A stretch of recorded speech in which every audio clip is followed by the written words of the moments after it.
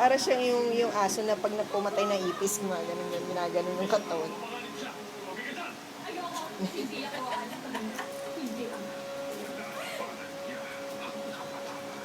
Ay. Gusto niyang kunin siguro. Tapos gumagawa siya ng paraan para ano.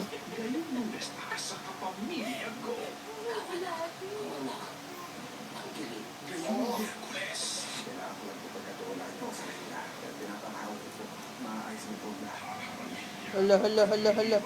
Hala, hala, hala. Hala, hala.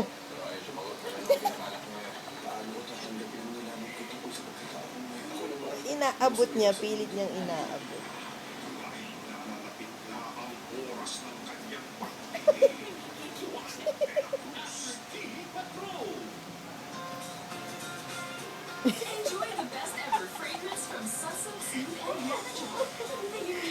Baka sakaling mahulog daw eh.